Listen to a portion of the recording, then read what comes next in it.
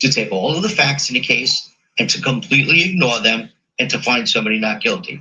In a case like this, where you're looking at somebody who premeditatedly went to a location to assassinate an individual and accomplished it, and then is caught with all of the evidence that he's caught with, I think it's going to be very, very difficult to find a Manhattan jury that's going to acquit him based upon jury nullification. And so I have to. All right, we are going to pause that coverage right now as we are seeing White House Press Secretary Karine Jean-Pierre stepping up to the podium.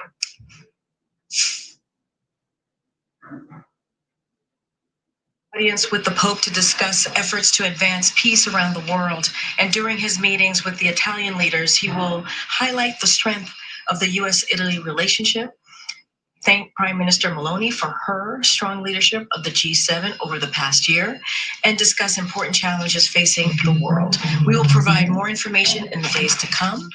And next, earlier this week, as you all saw, the U.S. International Development Finance Corporation announced a $1 billion financial initiative to support conservation of the Ecuadorian Amazon.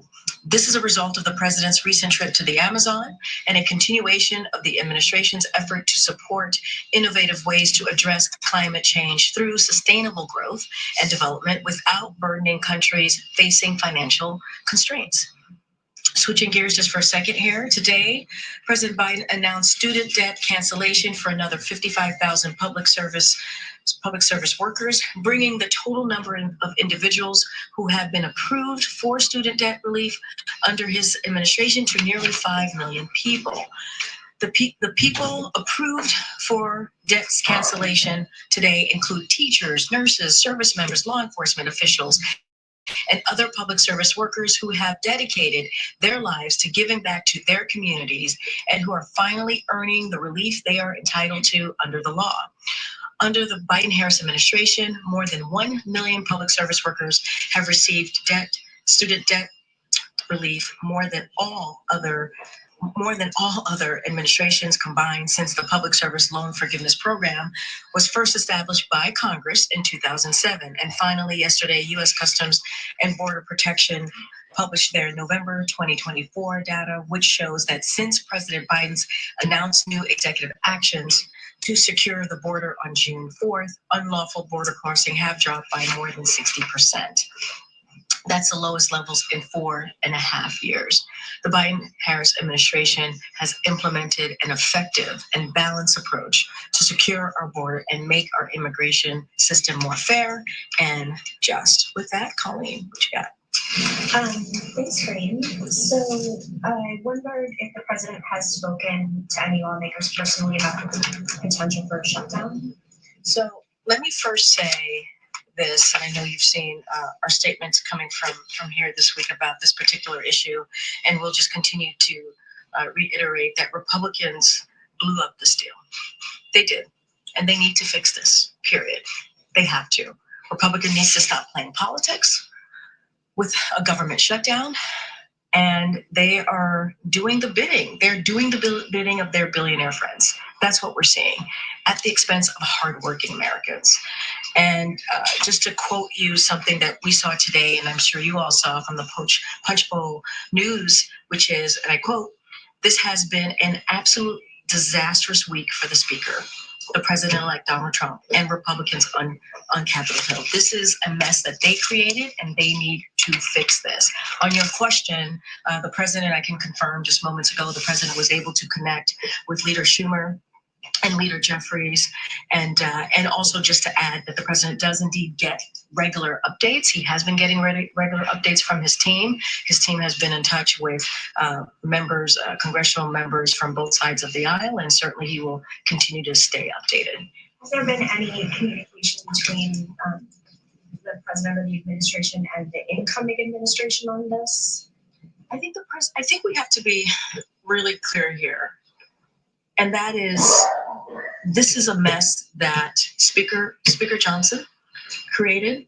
This is his mess to fix. There was a deal on the table. They were a bipartisan deal. In this day and age, they were able to come up with a bipartisan deal. And, you know, that agreement, Speaker Johnson needs to stick to. He needs to hold his commitment to that agreement. And so they have to fix this. This is their mess that they created, and they need to fix it. And let's not forget, we're not just when we talk about keeping the government open, we're talking about providing funds for disaster recovery efforts, lower costs of prescription drugs. That's what we're talking about. And the impact of this would hurt our veterans and would hurt vulnerable Americans across the country. That's what we're talking about. And Republicans need to do their job, and they need to uphold their side of the deal here. Thanks, Corinne. Why hasn't President Biden said anything in the public about this? Don't the American people deserve to know why millions of federal workers can enter this holiday period without a paycheck? Well, Americans need to know that Republicans are getting in the way here, and they are the ones who have created this mess. That's the reality. That's the fact. And the president, and let me just take a step back. This is not the first time we've been here, and the president has had this approach before. He understands how Congress works. He's been around for some time.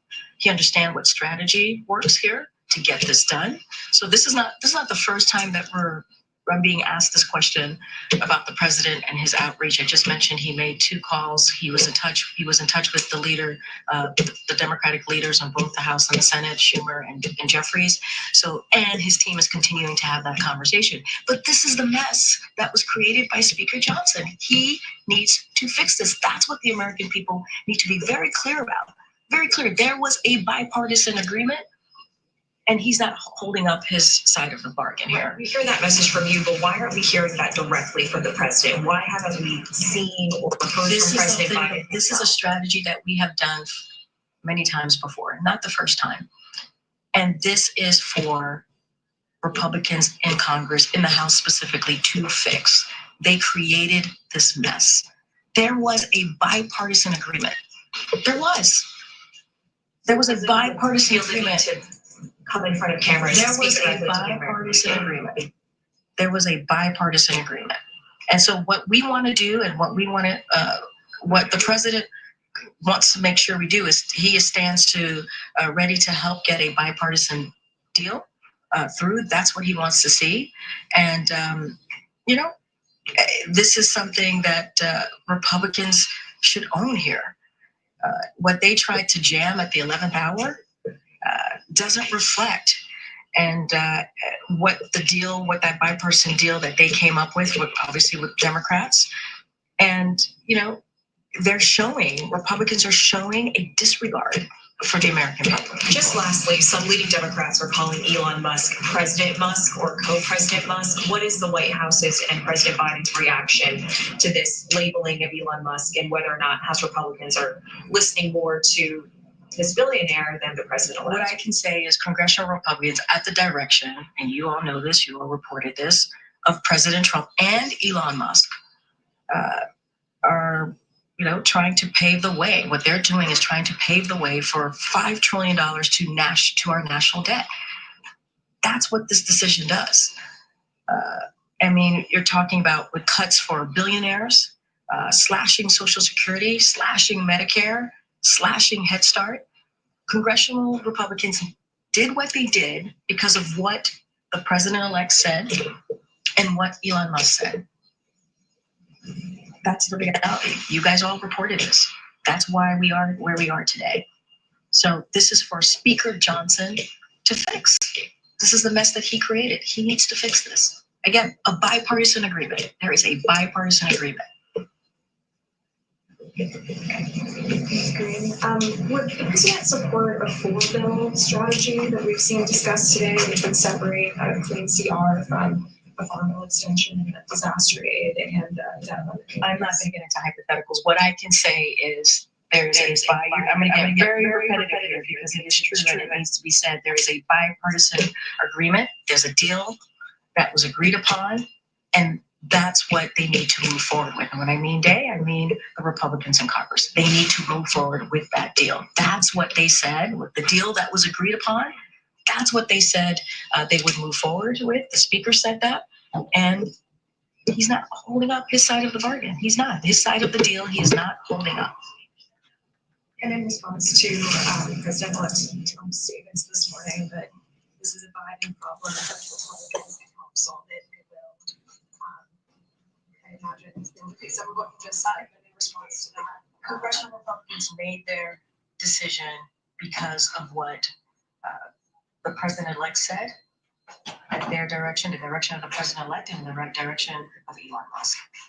There was a bipartisan deal on the table. They were moving forward. The speaker agreed to do this, to move forward the bipartisan deal, and they stopped that because of what the president-elect said and what Elon Musk said.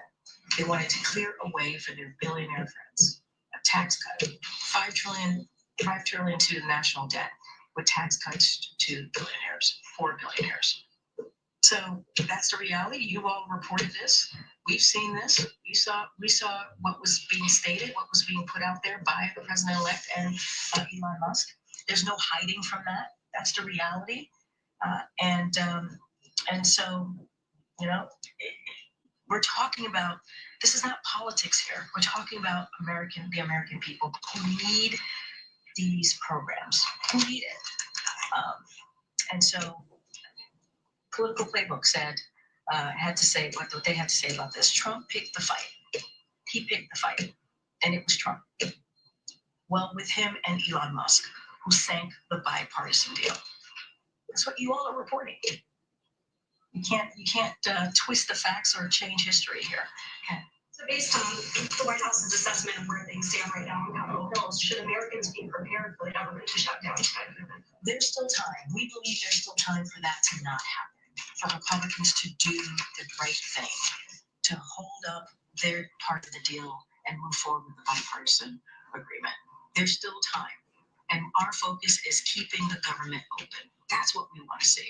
And we hope Republicans want to do that. Republicans in Congress want to do that as well. And there's still time. We talked a little bit here about how the president really has not been a player at all in these negotiations. I know that he spoke with Schumer and Jeffries today. But what exactly is the strategy behind that? Is there a sense that perhaps having him involved at this moment would do more harm than good? I kind of took this question. I got some formulation of that question moments ago. The president knows how to deal with Congress. He's been around for some time, as you all know. And this is not the first time that we've had this strategy where we have said is Congress's, one of their number one jobs is to keep the government open. In this particular instance, you saw what Republicans did with Speaker Johnson obviously leading us to this mess, to where we are right now. And they need to fix it, period. It is their mess to fix. It is. There was a deal, a bipartisan deal. There was, just days ago. And they created this mess. Speaker Johnson needs to fix this. Republicans in Congress needs to fix this. It is their mess to fix. And they allowed this bipartisan deal to be scuttled by the president-elect. All right, we're listening in here to Press Secretary Karine Jean-Pierre, getting questions from the press about President Biden's role in all of this, and just about the deadline that is tonight for the government shutdown. That deadline is approaching, it is looming, and so that is what this is focusing on. But we are going to go away for a 2-minute break, and we'll head right back to that shortly.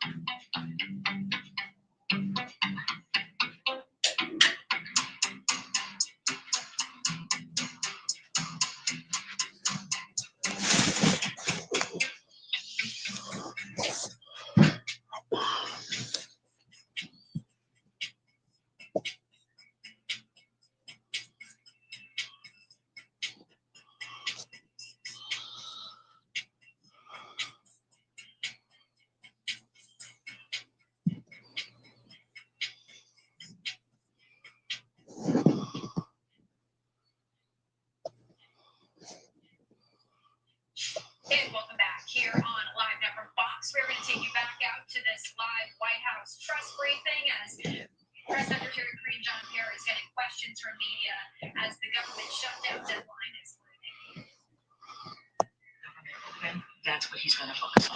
Vice President canceled her trip to California. Can you say why? You would have to speak to her office. I can't speak to that. And then finally on Syria, really quickly, the DoD said yesterday that there are about 2,000 U.S. troops in Syria. That's double what the administration has said beforehand. Why the discrepancy? So I would have to refer you to the Department of Defense to speak to troop numbers. That is their purview. That is something that we've always been pretty consistent on, that they have to speak to. I know that they said yesterday that the additional forces are considered temporary, that they are deployed to meet shifting mission requirements, but I have to leave it to the Department of Defense, to the Pentagon, to speak to troops. So, last question, Connie, and I know you have tried to answer it several times, but shouldn't Americans hear from the President of the United States just hours from a shutdown? What Americans need to know is that you have Republicans in Congress, in the House, who got in the way, who stopped a bipartisan agreement. They got in the way. They created this mess. And I said this earlier when I said, and you all know this, or you report this, it is not easy to get to a bipartisan agreement here in this town. And there was one. Both sides sat down, they came to an agreement, which is a good thing for the American people. We thought we were moving in that direction, and Republicans decided to instead listen and give space to their billionaire friends and not put the American people first. That's what is happening. That's what we're seeing. Yes, Michael. Thanks. Just wondering if you could give us an update on Nippon Steel's taking purchase of U.S. Steel. Excuse me, the panel that is reviewing that transaction is expected to issue its recommendation soon. So I'm just wondering if you have any update on the timing. And also, is the president prepared to accept those recommendations regardless of what they are, or does he plan to? I'm not going to get ahead of the president. I don't have any announcement to make, and so I'm just going to leave it there. Just don't have anything to share. Don't have an announcement to make at this time, and certainly not going to get ahead of the president. Even the timing. I don't. CFIUS does a CFIUS review. They are independent. We leave it to them to make that decision on the timing. I just don't have anything to share on this. Can you talk a little bit more about the president's trip next month to Italy? In your statement last night, you said that he had accepted the invitation of the Pope to visit next month. How did that come about? Did that just happen yesterday? Did the president express interest to the Vatican that he wanted to make this trip? It's pretty late to be traveling so soon. So I don't have any information for you. I'm going to have to talk to the team about the timeline. What the president's looking forward to going back to Italy, as you all know. He's been there a couple of times in this in his first term, and so he's met obviously a couple times in this administration alone with His Holiness Pope Francis, and obviously he looks forward to that. As you know, he's a proud Catholic, and so that is something that he certainly is looking forward to. And having a conversation about peace around the world. We know that is an issue that His Holiness cares about. I don't have specifics or behind the scenes private conversations on how this landed and the timing of this. What we can share is that it's happening. The president looks forward to it, and we certainly will have more to share as we get closer, like we normally do in the coalition. Should we expect domestic travel for the president in January? Is he going to be out there doing any farewell speeches on policy issues in other parts of the country? So I would say stay tuned. We'll certainly have more to share about what January will look like. I don't have anything too specific to that. Yeah. President is still known to his still known. Feel free. Whether or not the government's going to shut down. Wouldn't the message hit differently if the president were out there countering the message that we're hearing from the president-elect and Elon Musk? Why isn't he speaking on this? Republicans are breaking their word. They are breaking their word to support a bipartisan agreement. We would not be in this position if Republicans in the House did not break their word. Again, listening into White House Press Secretary Karine Jean-Pierre, as right now Republicans are gathering to discuss a new plan during this lunch hour. They're meeting privately to discuss the next steps. But the shutdown less than 12 hours away. And we've also been bringing you this live image here on Live Now from Fox. As this has been a media stakeout, and we've been bringing you comments throughout the show from lawmakers as our reporter has been grabbing them as they've been leaving and entering and so forth. We're also expecting another press briefing here shortly. Not exactly sure who is going to be stepping up to that podium. Could be House Speaker Mike Johnson. Either way, we're going to keep an eye on that for you. We will head back to the White House press briefing after this short 2-minute commercial break. My name is Christy Mattino. It's been great being here with you. On the other side will be my colleague Mike Pace. You're watching Live Now from Fox.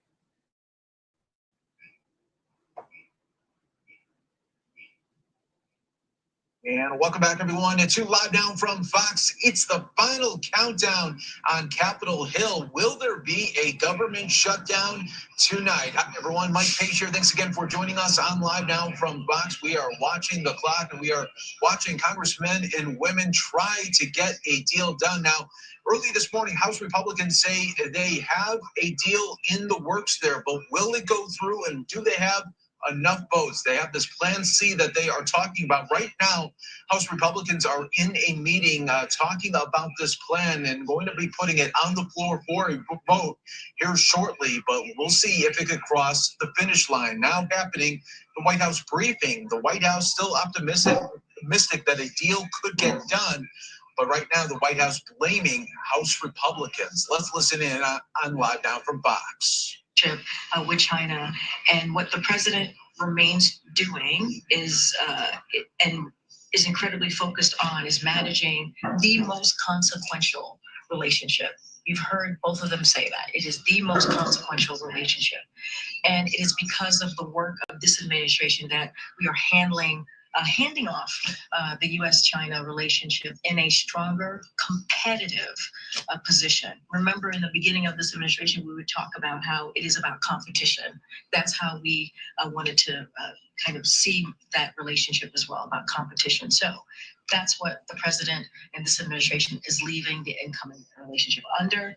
President Biden, we have made America stronger and positioned us to outcompete China through significant investments in the United States, develop closer relationship with our allies and partners in the Indo-Pacific, increase our deterrent capabilities and diminish China's ability to exploit our most sensitive technologies. At the same time, we are carefully managing and we have carefully managed this relationship through skilled diplomacy to prevent competition from varying into conflict. Remember, that's what we wanted. We want competition, not conflict. So we're going to continue to manage this relationship. I'm not going to get into hypotheticals of what the next administration may or may not do, but what I can lay out, as I just did, is how the president has focused on this consequential relationship with China, the U.S.-China relationship.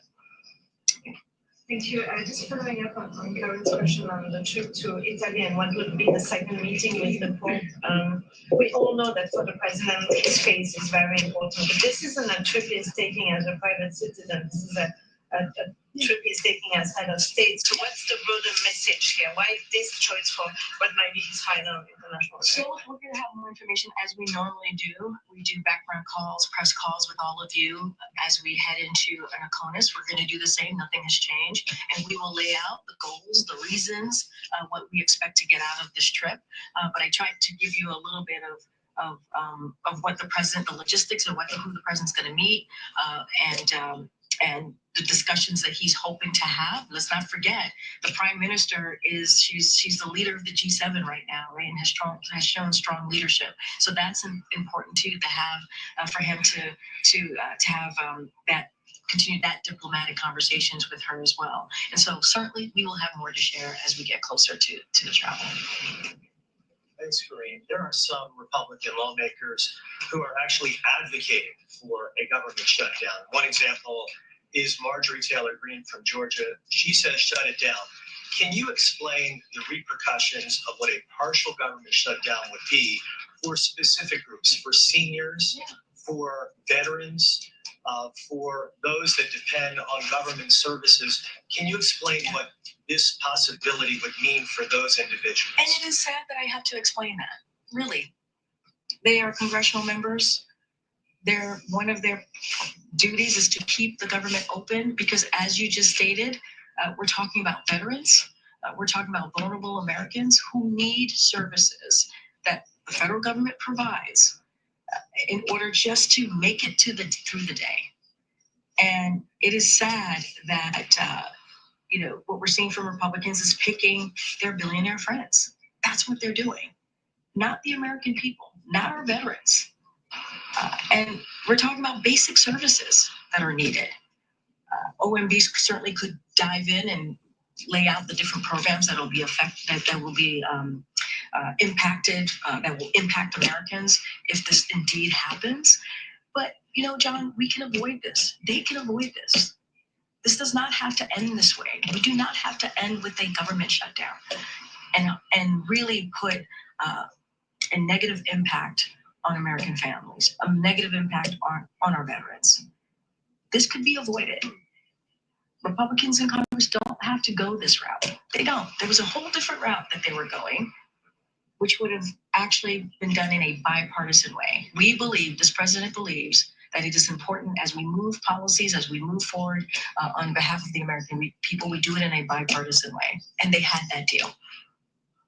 Do you happen to know if there would be a delay of any kind for Social Security recipients from receiving their checks or members of the military from receiving their pay? You're laying out everything that we're concerned about. Those are the things that we are concerned about. Yes, those are concerns. But there's a way out of this. There is. Republicans need to fix this.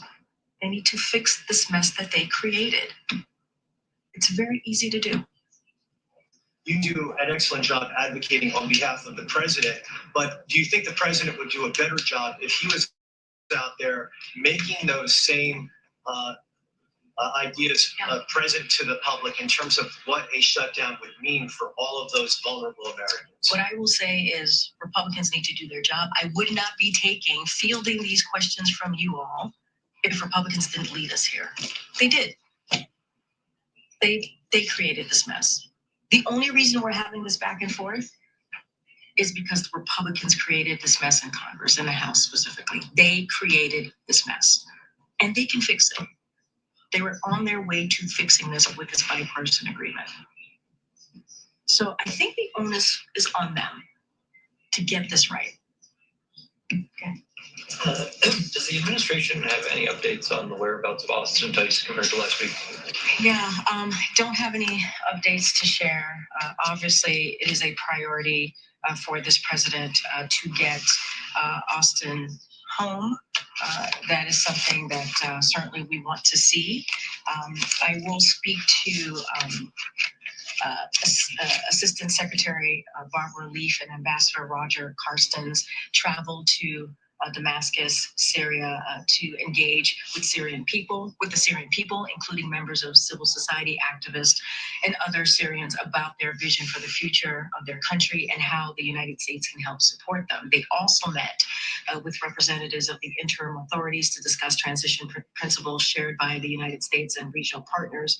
In their meetings, to your question, they stressed the immense importance of finding missing U.S. citizens, including Austin Tice, and bringing them home. So that continues to be a priority. Any specifics about that meeting, I would refer to the State Department. I know at 12:30, the two State Department officials held a on the record press conference. So I would refer you to that press conference that they had.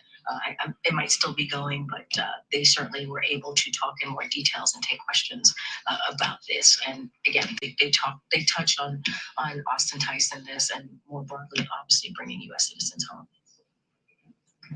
Does the president have, say, 3 top priorities for things he still wants to accomplish in the next 31 days in office? Well, one of the things that I can say is keeping the government open, right? We want to make sure that that happens. Congress had a bipartisan agreement. They should move forward. Republicans should not get in the way, should choose the American people first, not Republican or their billionaire friends. And so that is something that we have said many times from here, that was a priority for this president. Certainly we want to continue to excel the implementation of key priorities that the president has had, meaning the bipartisan infrastructure legislation, the CHIPS and Science Act. We want to make sure that those investments, that continues, and we want to excel on that. And we've talked about continuing to lower costs as it relates to prescription drugs, but lowering costs more broadly, certainly for the American people. And so that's our focus. That's what we've been doing, and we're going to continue certainly to do that. We can expect some more announcements on at least some of those fronts in the next few weeks. Look, I would say stay tuned. We are trying to truly run through the tape here and get as much done as we can for the American people. And we know that the American people wants us to continue to work on their behalf, and that's what the press is going to be focused on. Real briefly, since you mentioned the shutdown, different angle on that question, potential shutdown, I should say. Should the American people be confident that in the event of a shutdown, there would still be a smooth transition and inauguration process? That has been the president's commitment. And that you've heard directly from him. We want to make sure that there's a responsible committed to a responsible transition. And as you know, his team, he and his team have certainly been working towards that. The team has been preparing for months to make sure that happens. I will say, though, if there is a shutdown, and I don't want to get too much into hypotheticals, but this is the reality, transition activities will be restricted. And with limited exceptions, obviously, but such as prevent imminent threats to the safety of human life or the protection of property. Those are the things that we would, that we would have to be concerned about. And so we're doing everything to ensure a smooth transition, but the choice to allow a transition to move forward is in the hands of Republicans in Congress. We can continue to have this smooth transition of power if they stop threatening a shutdown. They have an opportunity, Republicans in Congress have an opportunity to keep the government open so that we can continue what the president's commitment has been for months now, is to make sure that there's a smooth transition of power. Two clarifications. I guess the first one, is this trip to Rome the last foreign trip that the president will take? What I can say is the president's going to Italy and is going to go on a Kona trip in January. I'm always very careful. Anything could happen, but what I can say for sure is that the president's certainly going to be going to Italy. We announced that. We'll have more to share. I don't have anything else to share. And then secondly, related to the CR, given what you said about the president's views on debt limit increases or eliminating the debt limit, does that mean that that would be something that would be vetoed by the president if it reached his desk? I'm not going to get into hypothetical. I'm just not. I think what is important here is there is a path forward. There has been a path forward. There is a bipartisan agreement that Republicans tanked because of what they were directed to do by Elon Musk and President-elect Trump. That's what happened. That is the reality that we're in now. And this is not the direction that we thought we were going just a couple of days ago. And so Republicans blew up this deal. They can fix it. It is their mess to fix. And they have to choose the American people. They have to do their basic job, is choosing the American people and delivering for them. Thanks, everybody.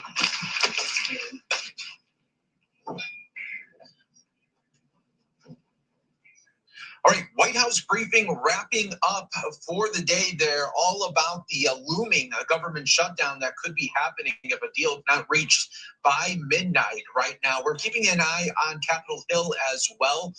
House Republicans are meeting right now. They claim they have a deal in place that could avert this government shutdown. They said that yesterday. It didn't go through. We'll wait to see what happens today. We will take a 2-minute break. Stay right here with us on Live Now from Fox, everyone. We're going to come back after a 2-minute break, and we will be talking about Christmas wishes still coming true for Hurricane Helene victims. Those little kids will still have a Christmas thanks to some great, great people. We'll be back in just 2 minutes on Live Now.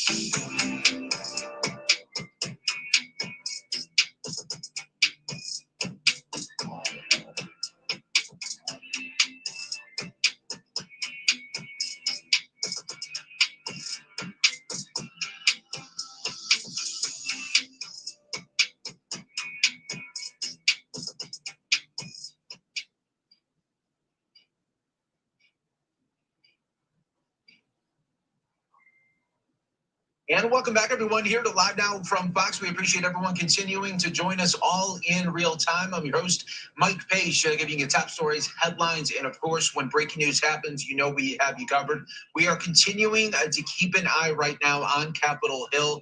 A looming government shutdown could be in the works if no deal is in place by midnight tonight. So we'll be definitely keeping an eye on all the movements from congressmen and women inside Capitol Hill. But now we want to go out to West Western North Carolina. Of course, when Hurricane Helene hit, it really came through and damaged parts of North Carolina, so much so that the rebuilding has still taken place right now. And there was some worry that maybe some kids in the Western North Carolina just wouldn't have a Christmas that they could really count on. But thanks to volunteers, it is happening for them. So let's go out right now to North Carolina. That is where we find Fox News' Chelsea Torres with the latest here on this great toy drive.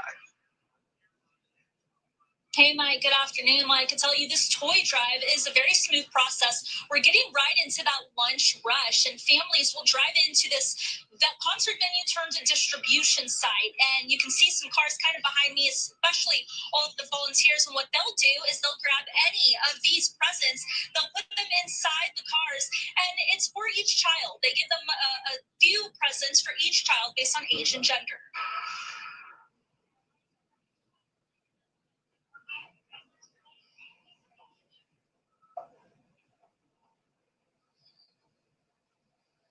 And I do want to let you know that this group, they're called the Valley Strong Disaster Relief Group. They partnered with Toys for Tots for giving out over 50,000 toys. They started doing this on Wednesday, and so every single day they've had bumper-to-bumper traffic. A lot of families here in this area of Western North Carolina have lost their homes, they've lost their jobs, and they're still cleaning up a lot of this mess. One mom of three, she tells me that she has been coming out to this distribution site pretty regularly for everyday essentials, and now she can have gifts for each of her three kids for Christmas Day.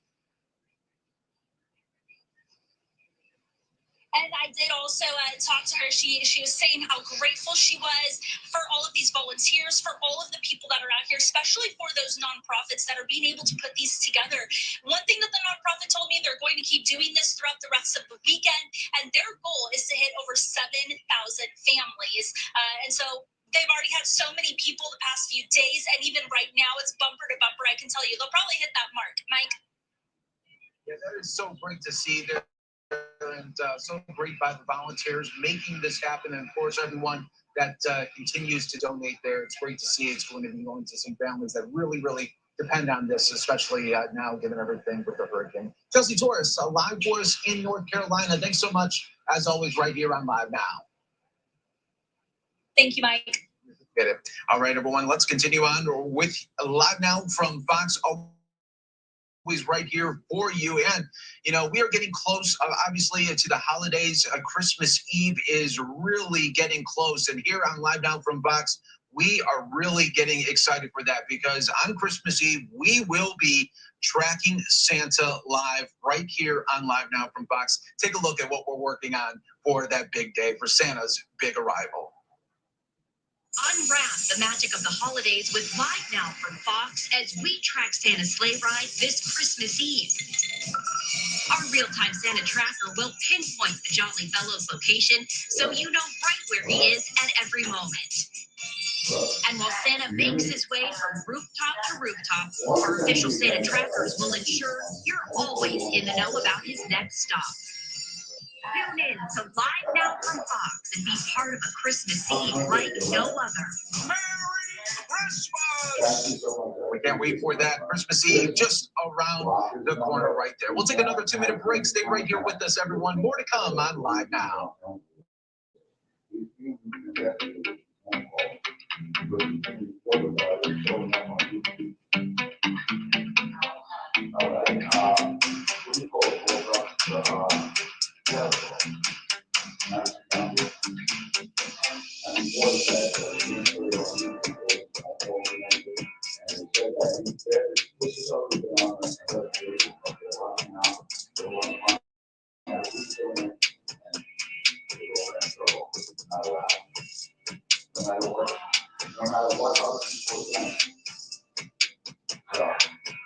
That's what I'm telling you, just block him and stay out of it. You don't want to be able to she's in trouble with him and he's blown out with being critical for no reason. But I was watching all of a sudden I'm going, oh yeah, that's Angel while he's on the phone call, that's fine. I'm not going to argue with you if you say that. Just say Angel while he's not, say fine, but Someone asked your chat. You did that shit on purpose. That's what I said. You don't fucking stand there. You'll scare me right back. You don't do that. You'll scare me right back. Yeah.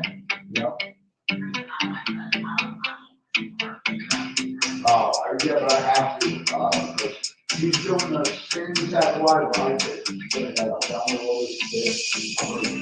different things. I came out with that live like maybe a day or two ago, and she repeated the same exact shit I said. It's like watching YouTube with me. And I really want to go on and do a live about that, but I just don't, I don't want to get involved. I think we're always like, And welcome back, everyone, here to Live Down from Fox. I'm your host, Mike Bates. Thanks again for joining us. All eyes right now on Capitol Hill as we continue to wait and see if a deal will be put in place to avoid a government shutdown. Now, House Republicans say they do have a deal in place. This is their Plan C right now. We saw what happened with Plan B yesterday. It didn't work out. Now we are hearing from congressmen and women right now as they continue to see what will be the end result. If no result is by midnight Eastern, we will have a government shutdown. Let's listen to some congressmen and women moments ago. Well, I mean, the first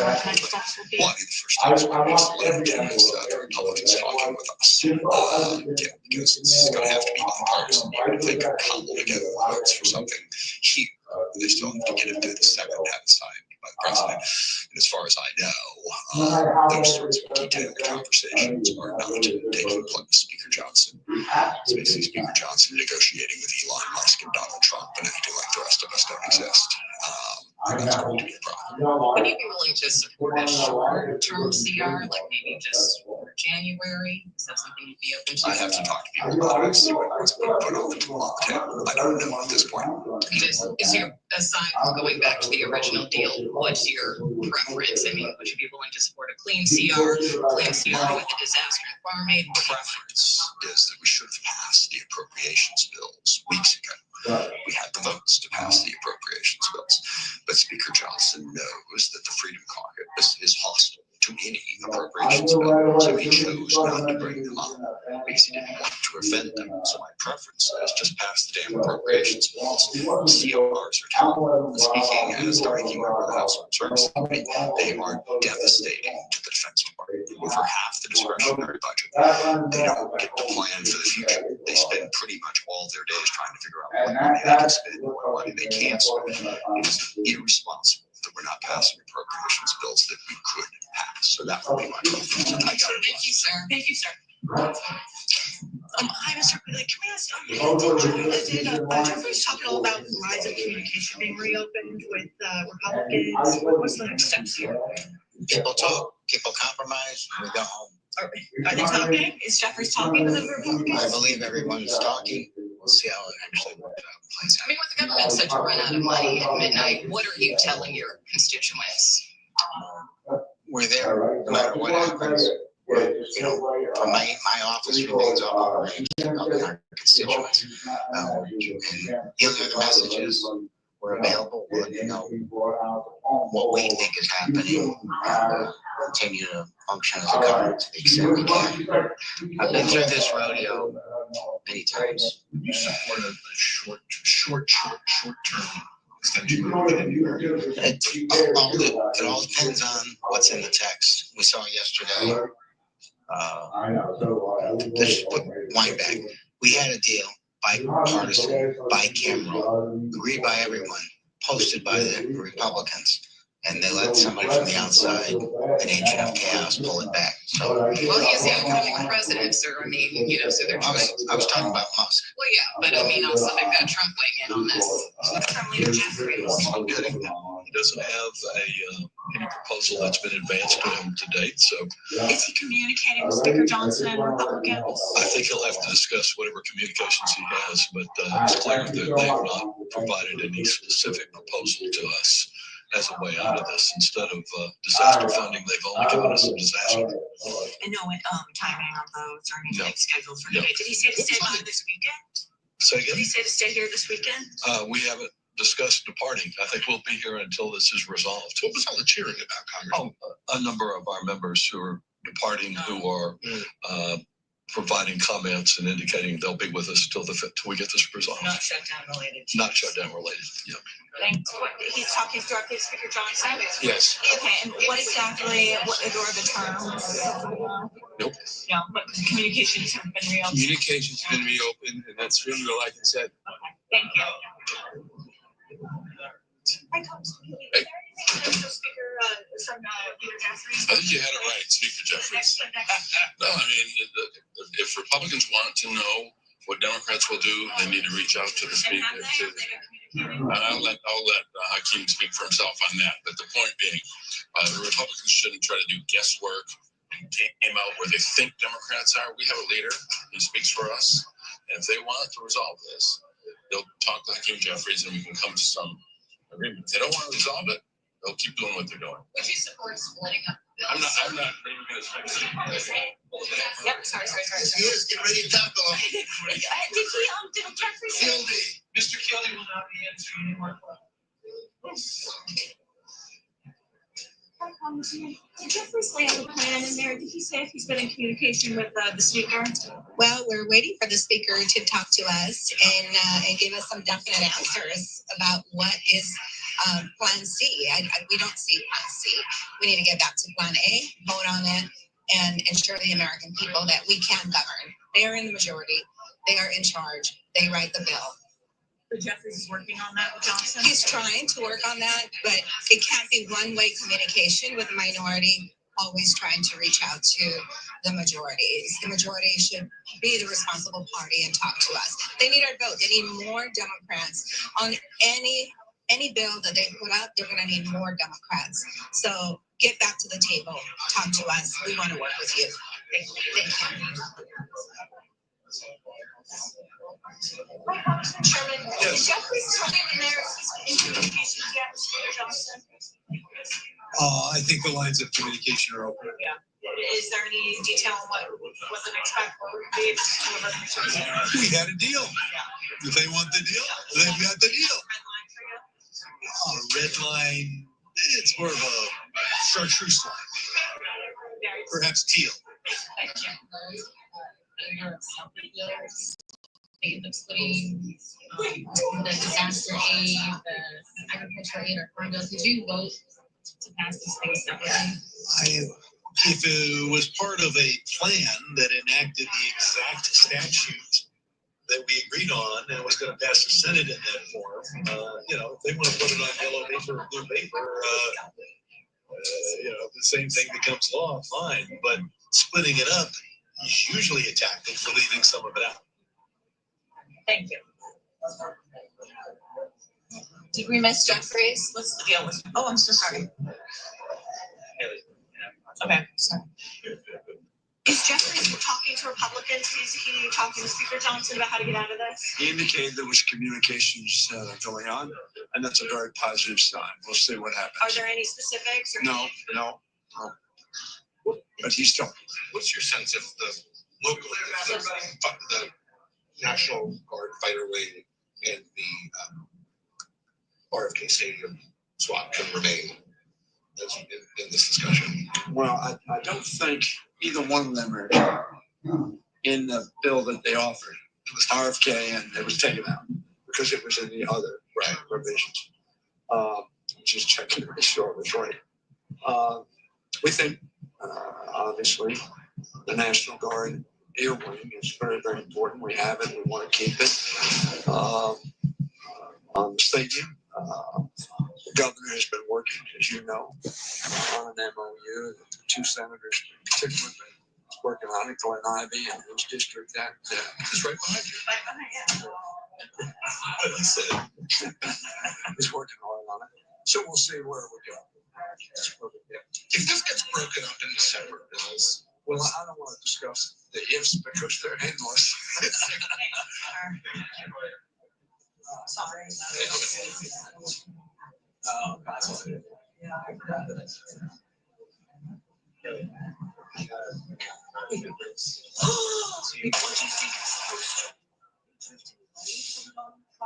what kind of sense, what kind of message do you think they're trying to send?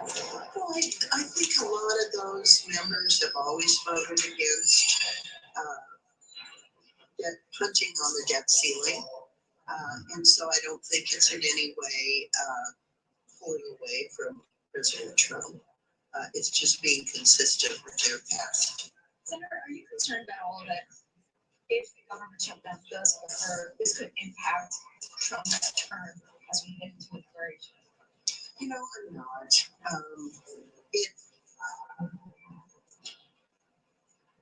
I'm told that if there's a shutdown, the planning for a January 20th inauguration that is spectacular will have to be paused until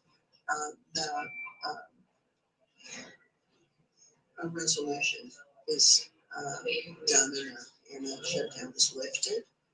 But I've also heard it said that President Trump doesn't care whether he gets a very modest swearing in.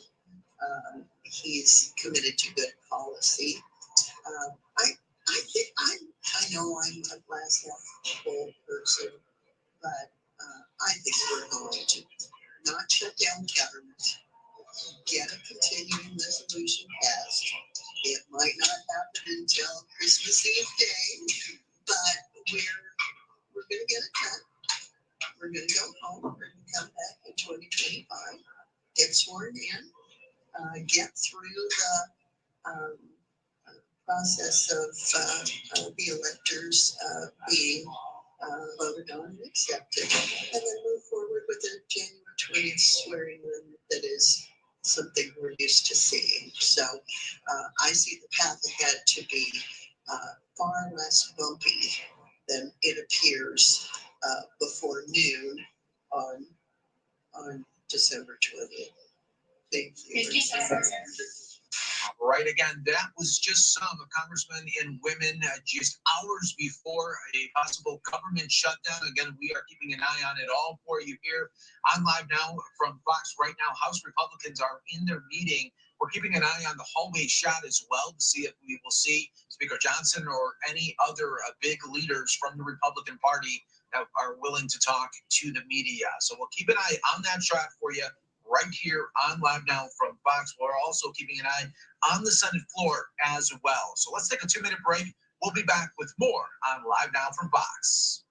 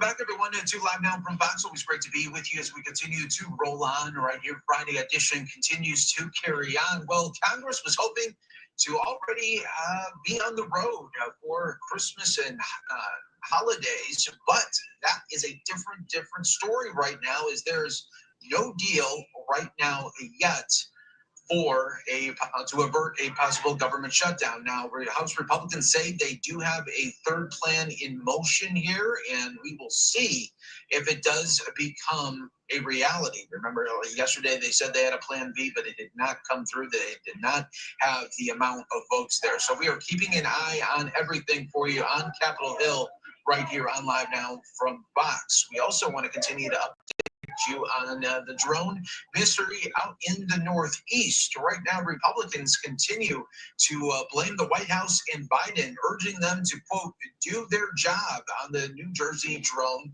sightings. Earlier this week, House Speaker Mike Johnson said that they rebuffed the Biden-Harris administration's response to recent drone sightings in New Jersey, decrying how federal authorities have given no clear answers to Congress on their origin. In a Fox News appearance, Johnson agreed that the White House and more broadly the U.S. government does not seem concerned